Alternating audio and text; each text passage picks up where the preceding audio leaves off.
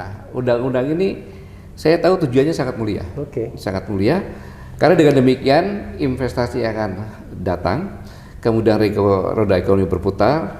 Ada kekuatan-kekuatan asing, ada negara-negara tertentu di yang tidak pernah suka Indonesia aman dan maju.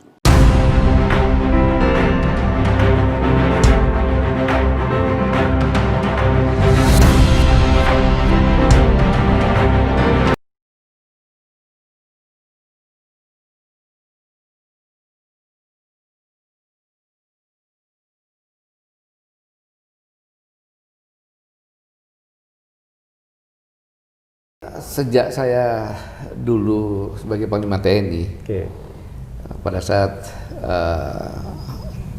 kurang lebih di pertengahan perjalanan periode pertama, Presiden itu pusing untuk meningkatkan investasi, karena di negara kita ini istilahnya kayak hutan belantara undang-undang, di mana undang-undang ini sudah banyak. Tumpang tindih. Kemudian tumpang tindih dari undang-undang ke peraturan pemerintah, peraturan presiden sampai Pemda, peraturan daerah ya. Tumpang tindih ini kemudian birokrasinya panjang, ribet, sehingga investasi itu dan tanda kutip ragu-ragu. Ragu-ragu. Maka diperlukan suatu undang-undang yang merangkum semuanya menjadi undang-undang yang birokrasinya lebih simpel, efisien, kemudian ada jaminan investasi di sini, kemudian aparaturnya bersih, menjanjikan, kemudian akuntabilitasnya juga tinggi, keterbukaan, sehingga dengan demikian seorang pengusaha itu yang dipentingkan adalah ada kepastian. Ya, kepastian hukum terutama ya. Kepastian hukum dan kepastian kedepannya. Karena seorang bisnismen dia harus tahu saya investasi di sini kedepannya pastinya bagaimana. Gitu. Nah, undang-undang ini jadi return on investmentnya jelas. Gitu. Nah, undang-undang ini saya tahu tujuannya sangat mulia. Sangat mulia. Karena dengan demikian investasi akan datang, kemudian roda ekonomi berputar. Ekspor banyak, pajak masuk banyak, kembali lagi ke masyarakat sehingga sandang pangan papan masyarakat bisa.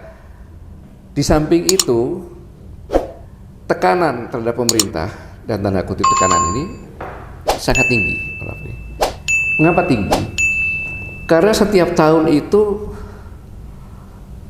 di Indonesia ini bertambah kurang lebih 3 juta tenaga kerja baru.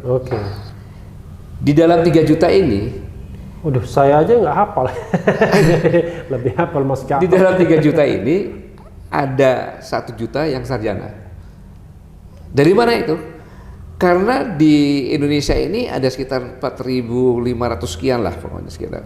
Perguruan tinggi. Kalau masing-masing 250 saja, itu sekitar 1 juta gitu. Kewajiban pemerintah harus menyiapkan lapangan kerja ini.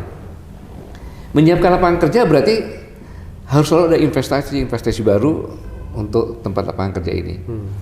Yang selanjutnya juga pemerintah juga harus memfasilitasi WTO karena kita sudah buat ikut menandatangani perjanjian WTO gitu. World Trade Organization. World Trade Organization. Nah, dari akumulasi inilah maka harus dibuat terobosan untuk undang-undang itu dijadikan satu gitu. Nah, permasalahan ini saya yakin inilah yang diharapkan Presiden. Tapi pelaksanaan yang membuat saya tidak tahu. Karena belum baca. Tapi yang jelas ada sekitar 79 undang-undang dijadikan satu. Kemudian juga ada 1.244 pasal dari 812 halaman. 812 halaman itu versi yang saya dengar terakhir ya. Ya. Ada juga versi mengatakan 1000 halaman. Makanya saya katakan tadi kan ini yang saya sampaikan ini dibilang menghayal juga bukan. Iya. Dibilang matahari juga jadi. Paling tidak itu informasi yang didapat ya, informasi yang saya sampai dapat kemudian dikeluarkan versi yang finalnya ya oleh pemerintah dan DPR. Imajinasi saya waktu itu yang dijadikan satu ini bukan undang-undang. Karena undang-undang yang ada 79 itu dijadikan satu, itu pasti akan ada masalah baru. Iya, satu undang-undang aja susah mengubahnya, apalagi 79. Nah, prosesnya segala macam kan. Ya. Nah, tiba-tiba ini diproses. Nah, kemudian ini prosesnya seperti siluman. Ya. Tengah malam diadakan gitu. Siluman ular. Jadi yang dikatakan siluman itu tidak transparan, tidak jelas gitu kan. Kalau manusia kan kelihatan jelas gitu. Nah, jadi sobat era, siluman itu nggak jelas artinya ya. Tidak transparan, tidak akuntabel, tidak good governance ya, gitu. Ini menimbulkan pertanyaan. Itu yang pertama. Kemudian selanjutnya undang-undang ini ada sesuatu yang ini yang saya katakan. Presiden sehari atau 2 hari sebelumnya menyatakan dalam kondisi seperti ini jangan membuat kegaduhan. Iya. Gitu kan. Iya. Tapi DPR sendiri ketok kan bukan kayak juga DPR. Iya.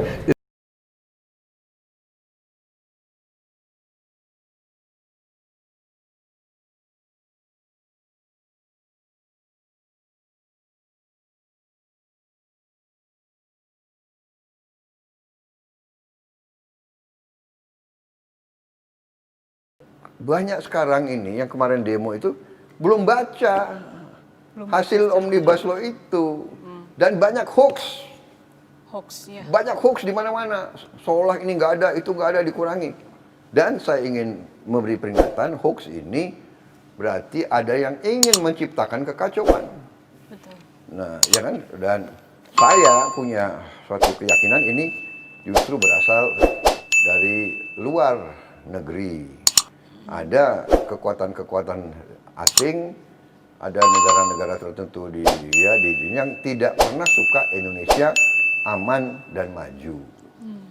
Itu jadi ya ini jadi kadang-kadang tokoh-tokoh kita lihat benar, dia yakin dia benar dan tapi dia lakukan sesuatu, dia tidak sadar sebetulnya ini permainan orang lain. Dan kita selalu, saya tadi katakan dari ratusan tahun yang lalu selalu diadu domba. Ya kan? Undang-undang Cipta Kerja tidak hanya tentang itu, tapi beberapa 11 kalau ya, ada 11 klaster. Ya. Ada penyederhanaan perizinan tanah. Betul. Ada juga persyaratan investasi yang juga dimudahkan, ketenaga kerjaan. Nah, ini. Kemudahan dan pelindungan UMKM sekarang. Jadi koperasi cukup kalau tidak salah 9 orang dan tidak perlu ada izin, hanya pemberitahuan saja. Kemudian ada kemudahan berusaha, dukungan riset, inovasi, administrasi pemerintahan juga mau disederhanakan, pengenaan sanksi, pengendalian lahan, kemudahan proyek-proyek pemerintah, dibentuk kawasan-kawasan ekonomi khusus. Jadi banyak sekali yang mau dirapikan, disederhanakan. Birokrasi dipangkas supaya timbul pertumbuhan. Ya. Betul. Tanpa pertumbuhan tidak mungkin ada perbaikan kehidupan ekonomi. Betul. Dan dengan demikian kehidupan buruh akan tambah parah. Jadi memang kita saya paham kesulitan buruh. Saya dari dulu berjuang untuk buruh. Betul. Ya, Gerindra itu partai selalu membela buruh. Tanya ada semua pemimpinnya di pihak siapa kita. Dan waktu Omnibus Law ini dibahas di pemerintah, di DPR, Partai Gerindra juga yang paling keras membela kepentingan semua, buruh, tani, nelayan, dan sebagainya. Dan dengan sungguh-sungguh ada buktinya, ada rekamannya semua. Mungkin fraksi Gerindra yang paling banyak ketemu dengan tokoh-tokoh buruh dan sebagainya. Betul. Dan bisa dikatakan dari permintaan tuntutan buruh 80% sudah diakomodasi di dalam Omnibus